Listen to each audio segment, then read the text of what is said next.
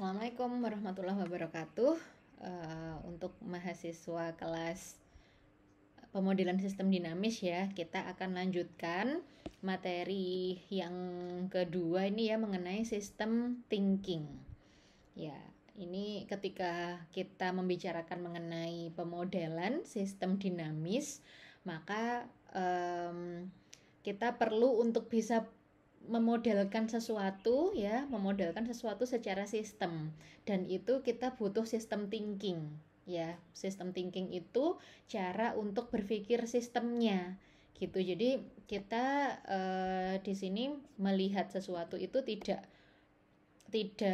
dalam satu sudut pandang aja, tapi istilahnya di sini kita melihatnya helikopter view ya. Kalau orang lihat dari atas gitu, helikopter, dari atas helikopter gitu kan, kita bisa melihat pemandangan di bawah seluruhnya ya. Kita mungkin bisa melihat hutan, melihat kota, melihat sungai sekaligus gitu. Nah, tapi kalau misalnya kita melihat dari satu sisi, misalnya udah masuk ke sirkuit Mandalika gitu kan, yang luas gitu, ya udah di depan kita cuman yang kelihatan hanya sirkuit aja, seperti itu ya. Nah, sistem thinking ini kita belajar untuk melihat sesuatu secara sistem, secara holistik, agar ketika memodelkan nanti kita bisa mencari variabel-variabel yang berpengaruh terhadap sistem itu gitu. Jadi bukan cuman melihat dari satu sisi, tapi kita bisa menghubungkan seluruh variabel yang terkait, seperti itu. Nah, ini kita review sedikit ya jurnal untuk tugas sebelumnya. Ternyata masih ini aja nih yang terekap di sini. Silahkan nanti yang merasa belum bisa menyusul ya. Jadi di sini ada kelompoknya Dea, Dimas, dan Rofida. Ini yang mereview mengenai prediksi intensitas hujan harian. Ya, ini kebetulan sama dengan topiknya Irfan Salman Yoga ya. Ini nggak tahu janjian atau gimana. Dan ini Sirul mereview mengenai ketersediaan air bersih.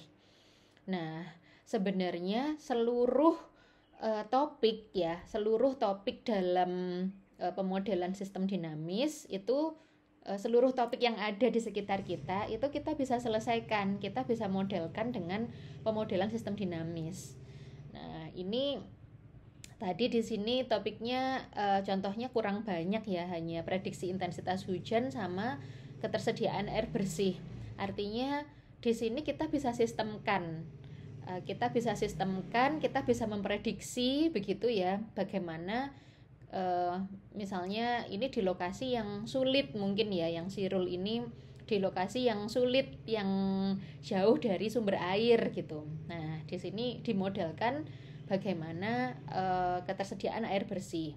Apa aja faktor-faktor yang berpengaruh terhadap ketersediaan air bersih, sehingga nanti kita bisa memodelkan ini air bersih ini seberapa banyak sumber-sumbernya agar bisa muncul air bersih ini dari mana. Nanti dicari variabel-variabelnya kayak gitu.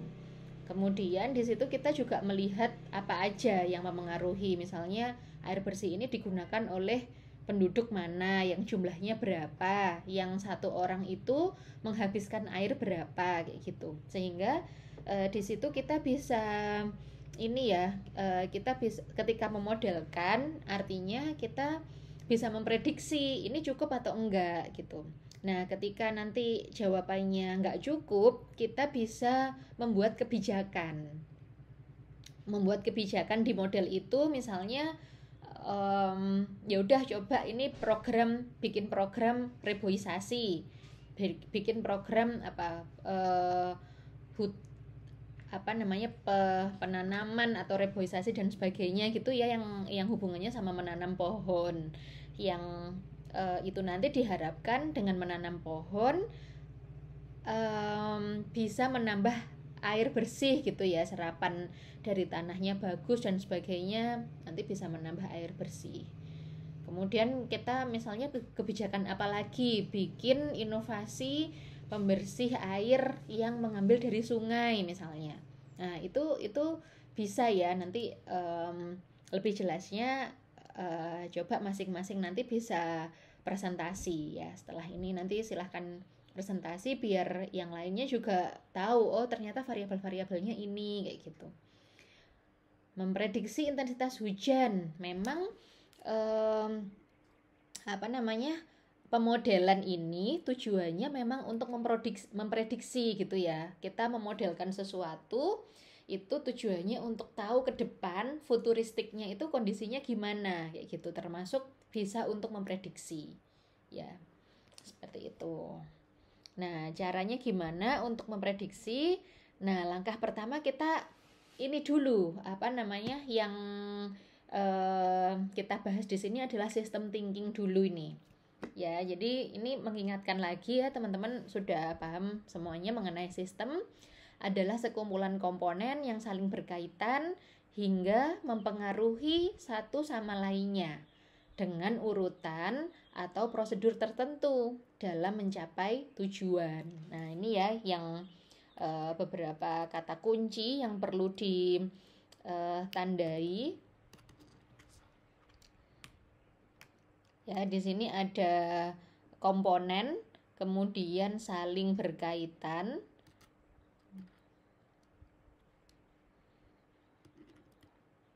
hingga mempengaruhi. Sebentar, ini saya nyari pulpen.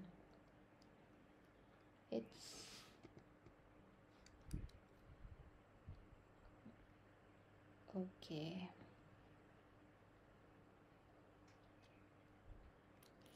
Ya ini ya, ini komponen. Jadi ada sekumpulan komponen atau variabel ya, boleh variabel-variabel yang berkaitan. Berkaitan itu artinya saling mempengaruhi. Kalau nggak ada yang satu, nggak mungkin terjadi yang satunya kayak gitu ya, berkaitan itu ya, mempengaruhi di sini.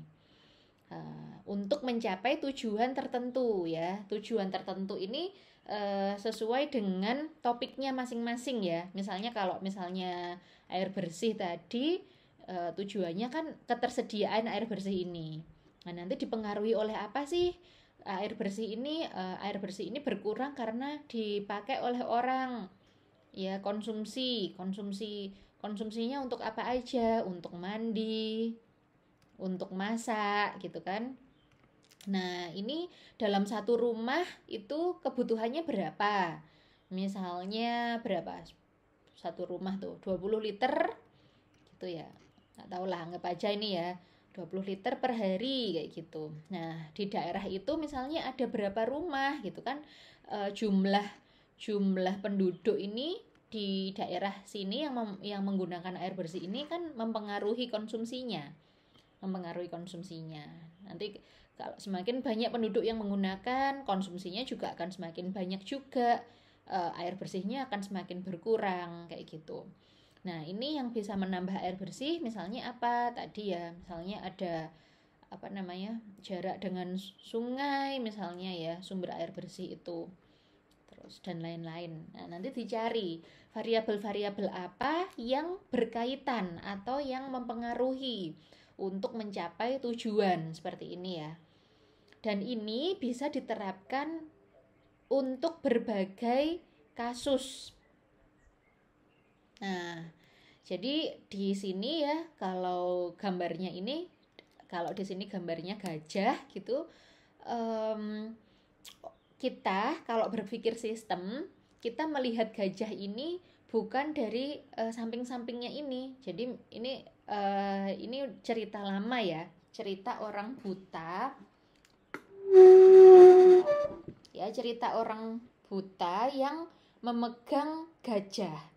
Nah, yang bagian memegang talinya dia berpikir bahwa gajah itu bentuknya panjang gitu, kayak ular gitu mungkin ya. Terus kalau yang memegang di sininya daerah badannya ini bayanginnya kayak tembok kayak gitu. Kayak tembok gitu kan. Terus ada yang memegang ininya, kakinya, berpikirnya nih kayak pohon deh kayaknya, kayak pohon nih. Terus yang memegang belalainya gitu ya. Nah, ini berpikirnya masing-masing gitu. Yang memegang apanya, bagian tubuhnya, dia berpikirnya bisa masing-masing. Nah, karena dia melihat dari satu komponen aja. Nah, berpikir sistem tuh bukan seperti itu ya. Berpikir sistem itu kita melihatnya secara keseluruhan. Kita harus identifikasi, kalau ini ngomongin gajah, kita melihatnya dari atas. Kita identifikasi apa aja sih komponen-komponen gajah kayak gitu. Oh, ternyata bentuknya seperti ini. Gitu ya. Jadi kenapa ketika kita pemodelan sistem dinamis, kita perlu untuk banyak banyak wawasan gitu ya. Jadi di sini perlu banyak wawasan, termasuk yang pekan kemarin kita ngomongin masalah green building gitu kan. Pekan kemarin apa ya hubungannya? Nah, nanti bisa kita modelkan juga bagaimana green building ini kalau digambarkan dalam sistem. Seperti itu. Kemudian ini a system versus a collection. Ya, sistem ini berbeda dengan collection ya. Jadi sistem ini nggak hanya mengkoleksi variabel yang ada sebenarnya ya, tapi ini. Jadi a collection is also composed of a number of parts, but they are just jammed together and are not interconnected. Ya. Jadi kalau collection itu ya sama sih, mengumpulkan komponen-komponen, mengumpulkan variabel, tapi dia ya hanya mengumpulkan aja, tidak saling terkoneksi seperti itu. Ini pertanyaannya, kalau pernikahan itu, married itu a collection or a system? Ya. Ya ini apakah cuman mengumpulkan atau sistem ya kira-kira ya? Apa jawaban kalian? Kemungkinan mestinya sistem ya, sistem, karena nggak hanya mengumpulkan, tapi ya nanti perlu ditanyakan. I hope we are a system. Jadi nggak hanya ketemu, tapi juga membangun sistem yang berkelanjutan gitu ya, yang nanti bisa terhubung ke banyak hal, nggak hanya urusan 2 orang ini aja, bisa ke keluarga besarnya, bisa ke keturunannya, anak cucunya, bisa akhirnya urusannya jadi banyak sekali ya, urusan sekolah, urusan alat masak, urusannya jadi banyak sekali, mulai dari A sampai Z. Nah, itu adalah sebuah sistem. Ya, termasuk a degree program. Nah, ini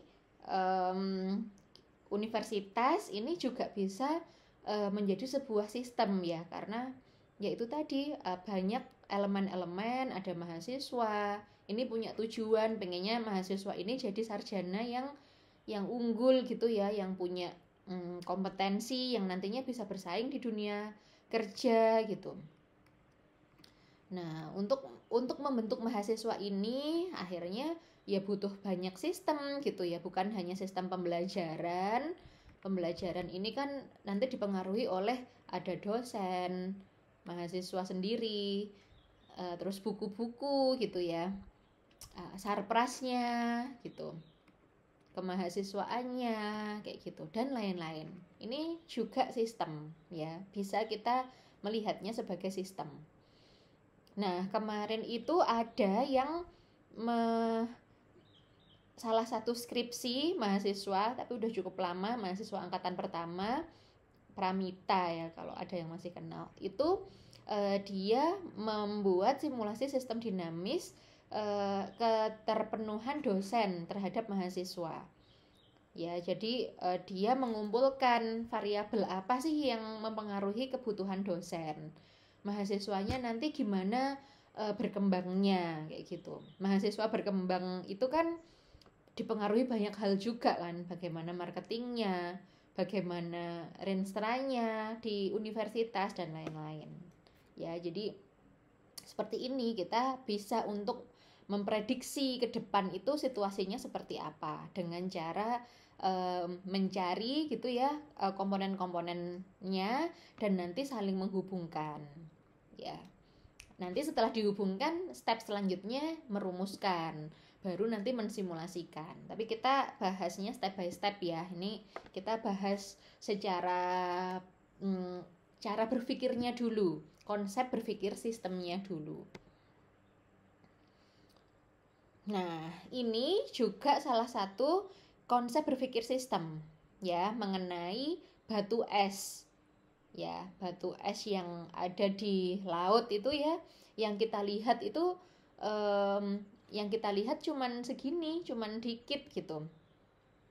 Tapi sebenarnya yang terlihat sedikit ini hanya yang kita tahu aja gitu. Kalau kita bisa menelaah dengan lebih lanjut, sebenarnya ada sesuatu yang lebih besar di balik atau di bawah permukaan laut ini gitu. Nah, inilah yang nantinya what you really should know. Harusnya kalian nanti akan lebih banyak menggali ya di balik sesuatu yang terlihat. Ya, kenapa sih? Jadi kita harus banyak kata kenapa. Kenapa kok begini? Kenapa kok begini? Kenapa kok tiba-tiba ada es begini ya? Oh, ternyata munculnya dari sini. Nah, kayak gitu. Kita harus mencari tahu nih. Konsep berpikir sistem itu seperti itu. Bukan hanya yang terlihat di depan kita, tapi kita harus mencari tahu behind the scene-nya. Kayak gitu ya, behind the scene-nya itu seperti apa, sehingga kita bisa mendapatkan gambaran yang utuh terhadap permasalahan itu. Kayak gitu, kita nggak bisa menjudge cuman dari satu yang kelihatan aja kan ya. Jadi kita nggak bisa menjudge dari sesuatu yang kelihatannya seperti ini, tapi kita harus cari tahu dulu kenapa kok seperti itu ya. Misalnya sekarang lagi banyak isunya itu masih minyak goreng mahal gitu ya. Nah, isu ini juga sangat menarik kalau ini diselesaikan atau dimodelkan dengan pemodelan sistem dinamis. Karena pasti ada banyak sekali variabel yang behind the scene-nya kenapa minyak goreng mahal gitu ya. Ini dipengaruhi apa lagi, dipengaruhi apa? Apakah yang di berita sekarang kan ditimbun gitu kan, selesai gitu kan. Yang salah adalah pengusahanya menimbun. Nah, tapi apakah berhenti sampai di situ? Nah, bisa jadi karena supply chain-nya yang nggak jalan gitu ya. Ada permasalahan di supply chain-nya. Terus supply chain itu dipengaruhi apalagi gitu ya. Nah, makanya semakin teman-teman pengetahuannya luas ya. Jadi pemodelan sistem dinamis ini hanya metodologi, hanya tools. Tapi nanti untuk menyelesaikan permasalahannya, kita harus banyak mencari ilmu yang lain gitu. Makanya tadi ketika ada Aprilian belajar mengenai pemasaran logistik, mengenai supply chain, mengenai apa banyak itu tadi, itu sebuah aset ya yang nanti bisa dikembangkan ketika menyelesaikan sebuah problem, misalnya ini minyak goreng langka. Nah, ya termasuk kemarin kita bahas mengenai green building. Ya, ini juga lagi marak sih ya isu itu. Nah, mengenai sesuatu yang sifatnya green kayak gitu ya, kemarin dibahas di G20 yang apa? Yang sampai viral itu ya, yang anak-anak siapa namanya ya? Yang sampai viral karena dia menyuarakan kenapa di G20 tuh cuma dibahas masalah ekonomi gitu. Kenapa kok cuman kayaknya kok cuman mikirnya tuh commercial profit gitu. Kenapa nggak membahas masalah green, terus gimana masa depan kita nanti gitu, generasi mudanya, next generation tuh masa depannya seperti apa. Nah, akhirnya dibahas juga kesepakatannya juga membahas green, termasuk Indonesia nanti di tahun 2035 ya kayaknya ya. Ini ada kesepakatan ini nanti Indonesia menuju green economy. Ya. Nah, jadi pembahasannya itu memang bisa kemana-mana, bisa macam-macam ya.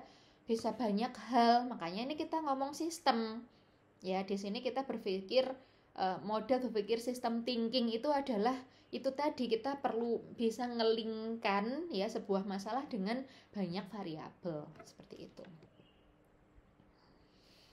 Oke. Ya, ini selanjutnya kita berbicara masalah satu case ya, satu case aja. Satu case masalah project failures. Kegagalan dalam project. Apa aja sih kegagalannya? Nah, ini bisa blown out budgetnya terlalu besar. Biasanya budgetnya terlalu besar karena apa? Karena projectnya molor, gitu ya. Misalnya kayak di jalan tol itu ya, jalan tol yang KLBM itu dulu udah direncanakan bisa buka tahun berapa, tapi sampai sekarang ternyata kayaknya molor ya, pasti dia berimbas ke budgetnya. Nah, kemudian decision disaster ya, keputusan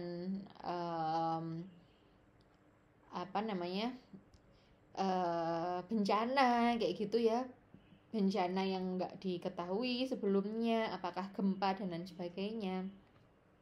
And poor investment continue to plague our society. Nah, ini udah terjadi banyak masalah, investasinya kurang gitu ya, akhirnya ini berdampak pada society gitu, berdampak pada society. Misalnya satu project aja tadi jalan tol, ya kan, ketika udah di sini udah direncanakan, udah pembebasan lahan, udah macem-macem, nah ternyata ketika macet pasti banyak dampaknya kan. Dampaknya misalnya nggak bisa misalnya yang awalnya itu untuk mecah kemacetan, sekarang masih tetap macet. Nah, bisa jadi nanti permasalahannya bisa macam-macam ya kalau kita mencari variabelnya. Worldwide only 40% of project are successfully completed on time and to budget. Hanya 40% project itu yang sukses. Ada yang sampai jembatannya pecah, terputus kayak gini nih, ada beneran loh ya. Kemarin di Gresik yang jembatan istilahnya tuh, jembatan yang rumahnya Gresik, paham ya itu ya. Nah, itu sempat yang terputus kayak gini. Nah, kira-kira karena apa? Kalian nanti bisa analisa, bisa cari variabel-variabel yang menyebabkan ini karena apa. Dan itu bisa luas, nggak hanya terkait misalnya ngomongin jembatan, oh berarti nanti variabelnya cuman masalah materialnya yang kurang ini, enggak cuman itu ya. Kalau di sistem dinamis, kembali ke sistem thinking ya, kita bisa menghubungkan banyak hal, nggak hanya nih berbicara materialnya, bisa jadi orangnya, korupsi ya, terus bisa jadi apa lagi, bisa ke macam-macam ya di sini. Kemudian 35% of major projects severely underestimating the degree of complexity. 35% dari project itu underestimate, nggak kompleks gitu perhitungannya. Kalau kita ingat lagi gitu ya, di yang pernah diceritakan dulu di pengantar MR ya, di pengantar MR itu yang kasus hilangnya pesawat NASA. Masih inget nggak? Hilangnya pesawat NASA. Itu karena ternyata tidak memperhatikan kompleksiti ini gitu. Ada sebuah komponen yang itu sebenarnya penting banget gitu, tapi kelewatan gitu, karena secara besarnya ini udah oke, pesawatnya udah oke gitu. Ketika dicek di terbang masih di bumi ini masih oke gitu. Tapi ada satu komponen kecil yang namanya ring ya, yang bentuknya itu ring. Nah, itu yang belum jadi sebenarnya, tapi udah kelewat deadline dan dipaksakan terbang. Akhirnya hilang ya. Kayak sebenarnya kasusnya biasa ya, kayak kalian misalnya punya botol minum ya, itu ada yang mempengaruhi botol minum ini bisa kuat atau enggak gitu ya, nahan airnya, itu sebenarnya ada karetnya itu ya. Nah, kalau misalnya karetnya hilang, bisa jadi ini juga akan mudah bocor ininya, airnya. Nah, karetnya ini kan sesuatu yang kayaknya kayak nggak penting gitu ya. Tapi ketika karetnya itu hilang, ya udah itu bocor. Sama kayak karetnya gas gitu ya. Itu sesuatu yang sangat kecil dan kayaknya nggak penting gitu. Tapi ketika itu nggak ada, sebenarnya ya nggak bisa. Mungkin bisa, tapi lama-lama akan meledak kayak gitu. Nah kayak gitu. Jadi di sini yang perlu jadi yang ditandai adalah tentang complexity ya, seberapa kompleks sistem itu kayak gitu. Nah belum lagi masalah human factors ya. Nah ini masalah-masalah di human factors, ada yang difficulties in changing attitudes gitu ya, susah untuk merubah attitudes-nya. Kalau udah di SOP kan seperti ini, kalau kebiasaannya udah ada kebiasaannya, susah untuk diganti. Dysfunctional corporate culture. Nah, ada corporate culture yang tidak berfungsi ya. Ada beberapa organisasi yang tidak berfungsi dengan baik seperti itu. Lack of senior management support. Kurang support dari manajemennya seperti itu. Nah, intinya dari satu project aja nanti kita bisa kembangkan dari berbagai sisi ya, dari berbagai sisi variabelnya apa. Apakah yang teknisnya, materialnya, atau humannya, atau regulasinya, atau apa. Nah, itu system thinking itu seperti itu.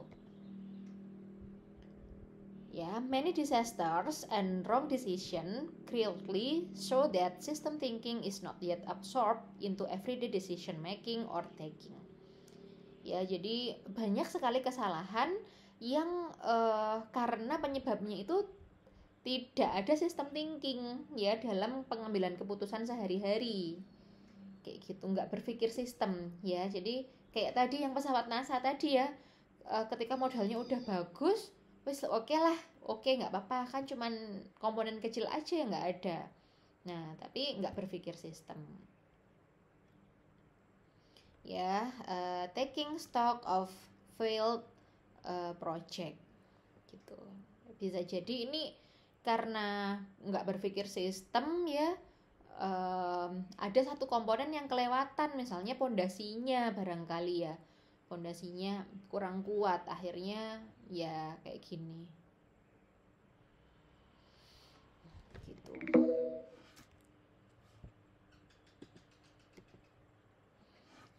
Oke ya, dan sistem itu bisa di berbagai permasalahan. Ada yang di alam, sistem alam, bagaimana terbentuknya hujan, ini juga merupakan sistem ya.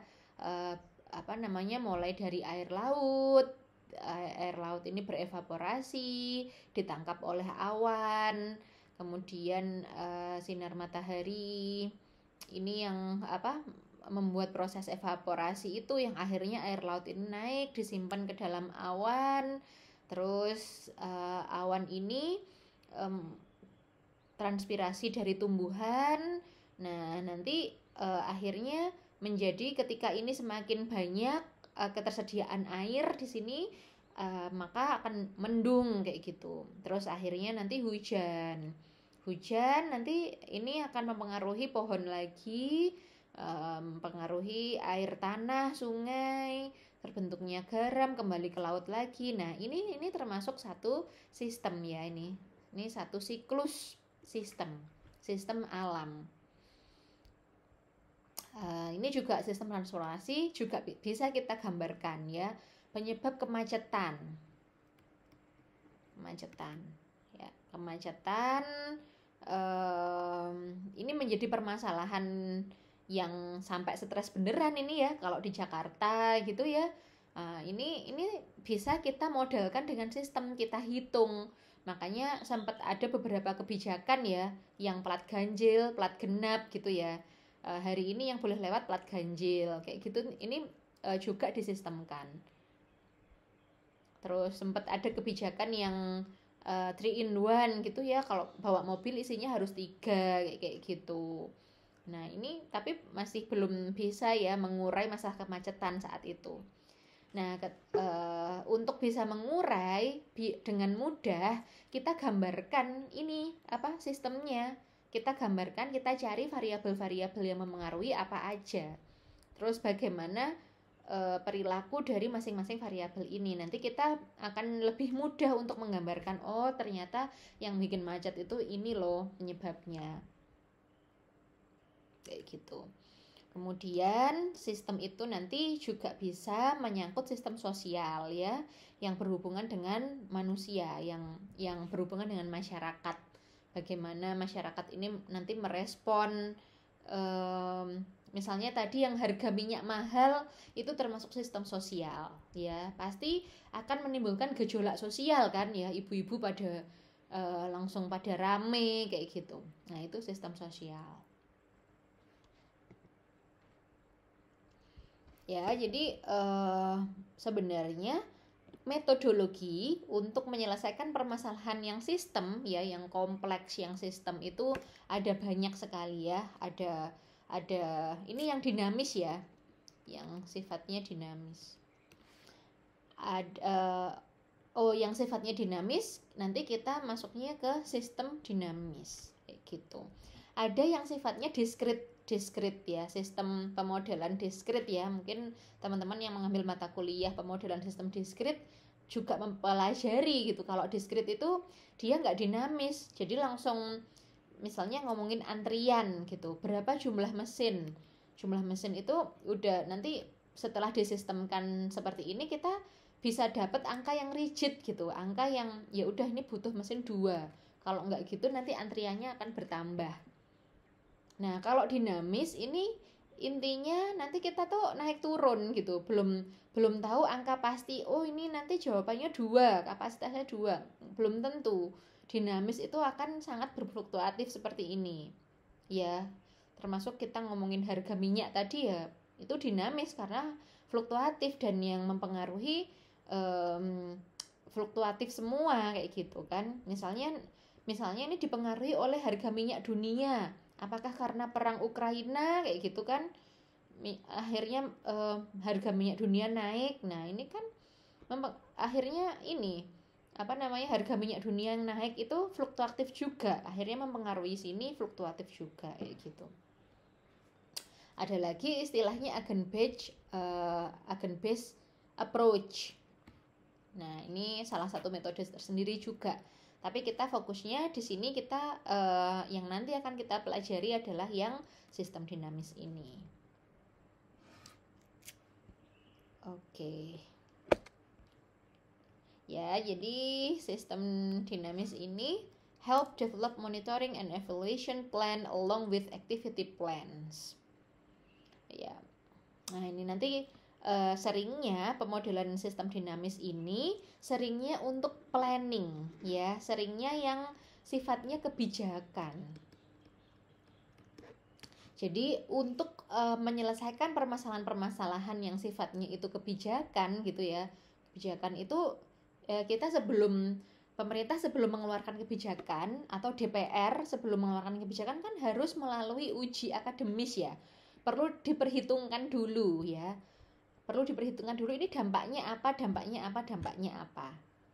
kayak gitu ya kan.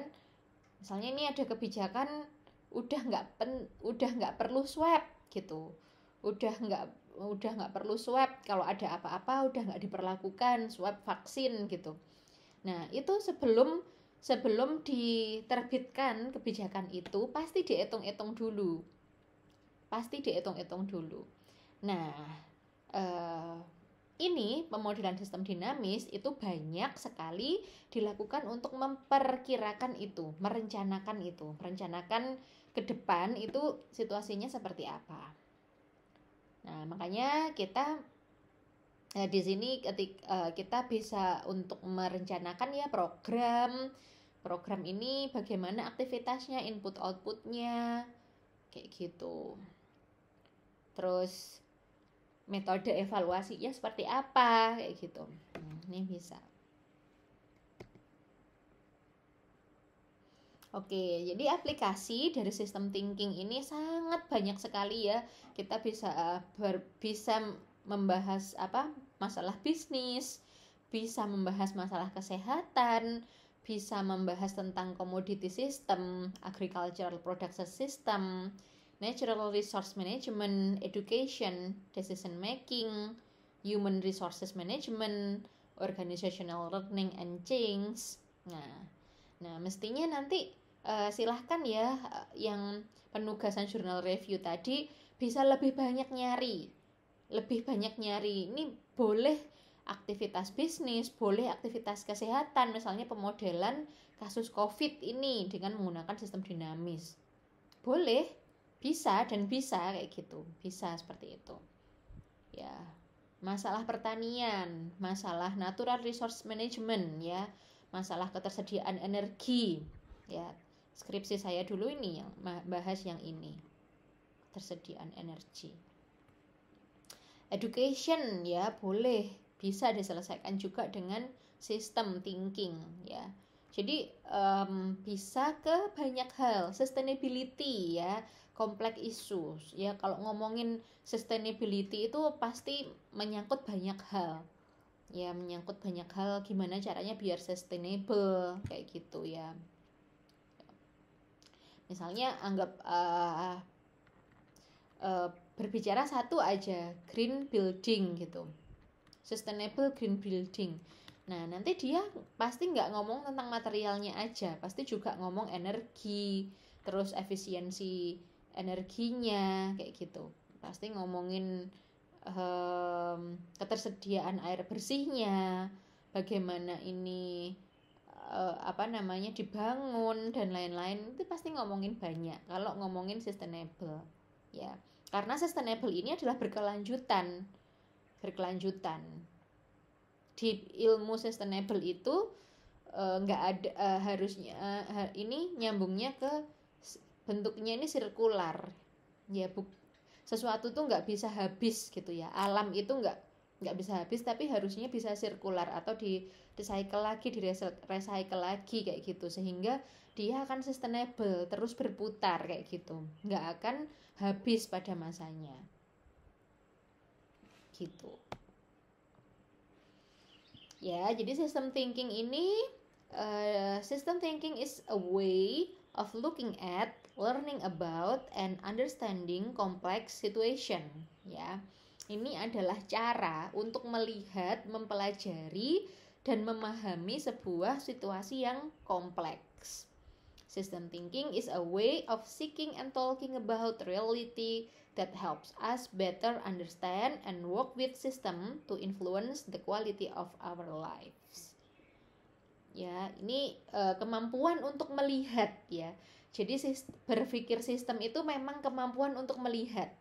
Makanya kenapa syaratnya pemodelan sistem dinamis ini yang saya sampaikan di awal, syaratnya harus banyak belanja ide, pengetahuannya harus banyak, baca bukunya harus banyak, baca sekitarnya harus banyak. Ketika kita nanti banyak melihat situasi secara sistem, kita akan dengan mudah untuk menyelesaikan sebuah permasalahan seperti itu ya. The way of seeing and talking about reality that helps us better understand and work with system to influence the quality of our life.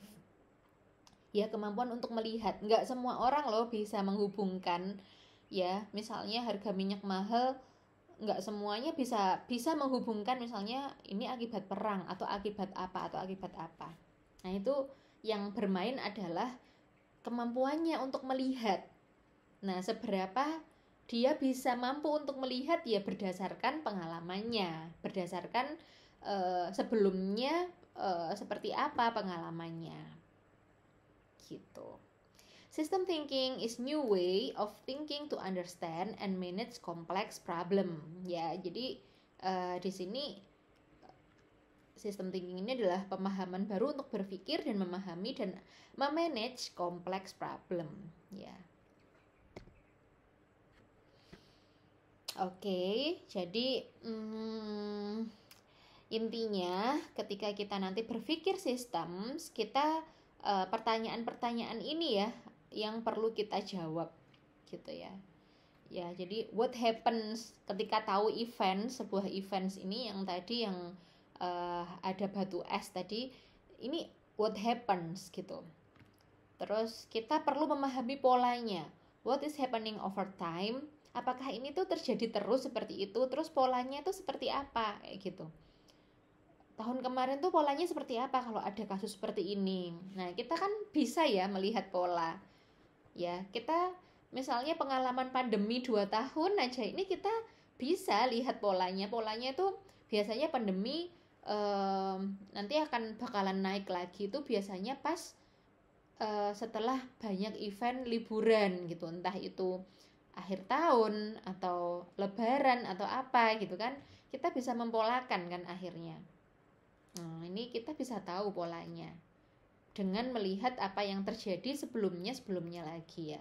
Kalau orang Jawa itu ilmunya adalah niteni. Dulu sebelum ditemukan ilmu untuk meramal ini gempa atau enggak gitu ya, yang Mbah Marijan itu tahu ya, tahu oh ini gempa, gempanya ini bahaya, ini enggak bahaya kayak gitu. Ya, itu sebenarnya dari ilmu niteni ini yang sekarang dikembangkan menjadi sebuah kayak gini sistem membaca pola sebenarnya. Kalau ada masalah seperti ini, itu polanya seperti apa sih? Ciri-cirinya seperti apa sih kayak gitu? Yang terjadi itu seperti apa? Gitu ya. Jadi makanya kita perlu pengetahuan yang luas. Karena dengan pengetahuan yang luas itu kita bisa membaca, oh ini ada masalah di negeri ini udah pernah kok terjadi di luar negeri misalnya, dan itu nanti penyelesaiannya seperti ini. Kalau yang di negeri ini penyelesaiannya seperti ini. Itu perlu untuk kita memahami pola. Terus strukturnya, what is enabling this pattern to continue? Apakah kira-kira itu bisa pola ini untuk berlanjut gitu. Terus mental models, in what ways your mental models created or sustain the structure that are in place. Nah, nanti kita membuat mental model ini artinya modelnya kita bisa menggambarkan apa aja yang mempengaruhi dalam sebuah isu itu kayak gitu. Oke ya, jadi keywordnya di sini adalah problem solving. Ya, kita berorientasi ini menyelesaikan permasalahan. Kemudian creative thinking, kita harus berpikir kreatif, nanti kebijakannya apa ya. Soft skill dan teamwork ini. Karena bukan dari satu disiplin aja. Kita butuh banyak pengetahuan yang lain seperti itu untuk menyelesaikan permasalahan sistem. Oke, contohnya adalah ini COVID ya, masalah COVID yang polanya itu kalau digambarkan seperti ini ya. Ini cases in India ya, daily new cases ya. Kita bisa lihat ya, awal Februari 2020 tuh hampir nggak ada, muncul di sekitar Mei ya, muncul pelan-pelan. Terus ini sempat ada puncak di sini, ada puncak yang di situ kasusnya mencapai 100.000 ya, 100.000 di sini. Terus sempat menurun dan akhirnya ini nih, yang Delta ini yang akhirnya nih di Indonesia polanya hampir sama seperti ini. Sampai hampir mencapai 400.000 kasus per hari. Nah, seperti ini fluktuatif ya. Ini bisa dimodelkan dengan sistem dinamis ya. Nah, ini juga kenapa sih? Nah, pasti ada kata kenapa. Kenapa kok muncul seperti ini gitu ya. Kalau kita baca-baca berita lagi, flashback dulu, itu ceritanya karena setelah ada event besar di India ya, yang di Sungai Gangga itu. Yang ini habis kayak udah hampir selesai gitu kan, pas di sini udah ya hampir nol kan, pas bulan Februari ini hampir nol. Terus akhirnya pemerintah bikin event besar. Yang event besar apa itu yang sebenarnya ini belum selesai gitu. Nah, ketika bikin event besar di sini akhirnya lonjakannya luar biasa. Belum lagi ada variasi virus yang bermutasi ya kayak gitu. Nah, ini nanti kita bisa analisa faktor-faktornya apa. Dan itu polanya berbeda-beda dengan berbagai negara yang lain. Misalnya ini di Philippines, dia nggak sampai, dia ini ya kayak tercenderung stabil ya, di maksimal di sini 15.000, tapi cenderung stabil. Ini kebijakannya apa sih? Nah, itu juga perlu dilihat nanti kebijakannya apa sih kayak gitu. Kalau kita lihat kemarin di Taiwan itu justru malah orang bebas gitu ya, karena bener-bener di bener-bener di tag gitu, bener-bener diisolasi, nggak boleh ada semua penerbangan, semua perbatasan ditutup, nggak boleh ada yang masuk situ kayak gitu ya, seperti yang di Korsel itu ya, yang masuk situ bahkan ada yang ditembak kayak gitu. Nah itu ya, ini kebijakannya masing-masing. Kenapa kok terjadi pola-pola yang berbeda seperti ini? Pasti situasinya juga berbeda-beda. Nah ini Indonesia nih, ini yang awal dulu masih di Februari 2001. Ini nanti kalau dilanjutkan, kemarin yang paling tinggi itu pas bulan Agustus ya kalau nggak salah ya, yang banyak sekali itu kasusnya. Nah seperti itu ya, ini bisa ini dimodelkan dengan mencari tahu apa sih ini secara sistem nih, gimana sih ceritanya kayak gitu, kenapa sih kasusnya kok bisa sangat banyak sekali kayak gitu, kenapa sih di negara lain kok bisa sangat menekan kayak gitu. Kita bisa mempelajari dari situ dan juga bisa mempolakan ke depan ya. Nanti kita bikin rumus-rumus, misalnya penularan virus itu dari aktivitas berkerumun, satu orang dipengaruhi oleh banyak orang kayak gitu. Satu orang ini bisa langsung dia jadi carrier atau jadi membawa virus itu gitu ya, langsung ke 10 orang misalnya dalam satu forum, misalnya berkerumun itu, misalnya ada 30 orang, langsung 30 orang tuh misalnya kena semua kayak gitu. Terus nanti ada faktor apa lagi yang mempengaruhi kayak gitu. Nah ini bisa kita modelkan. Oke ya, jadi intinya itu ya, di sistem dinamis nanti ini ada 5 elemen kata kunci sistem thinking ya.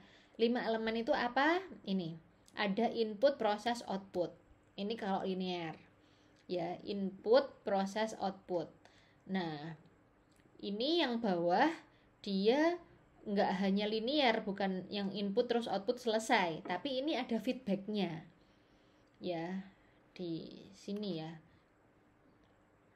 Nah ini ada input ya, proses, output ini menghasilkan feedback ini diproses lagi, dan ini nanti dipengaruhi juga oleh environment, oleh lingkungan ya. Ini kita berpikirnya juga seperti ini ya, misalnya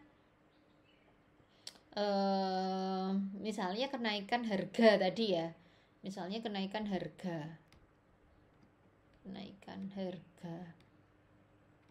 Kenaikan harga ini adalah output ya. Kenaikan harga ini adalah output.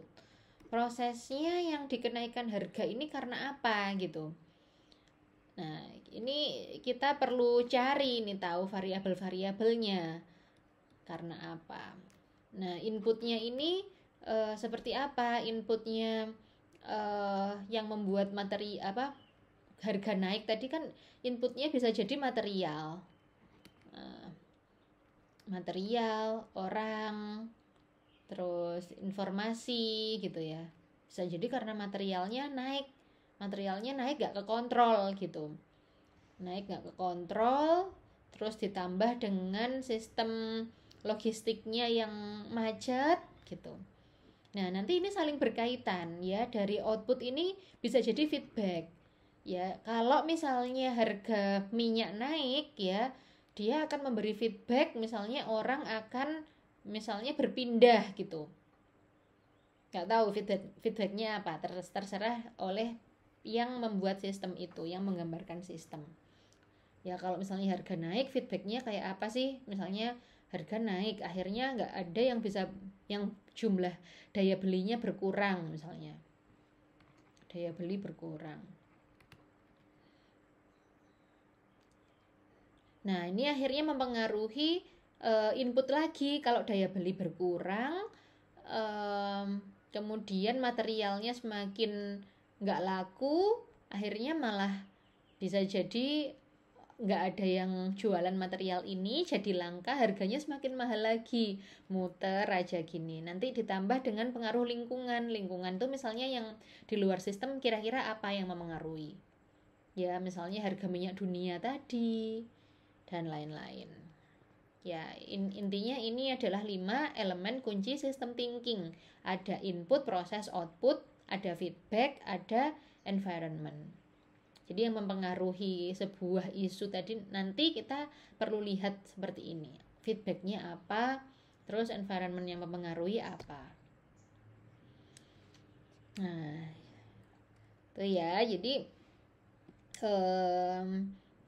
ketika yang dibutuhkan adalah kemampuan untuk memodelkan dengan baik, maka ini ya skill-skill yang dipentingkan itu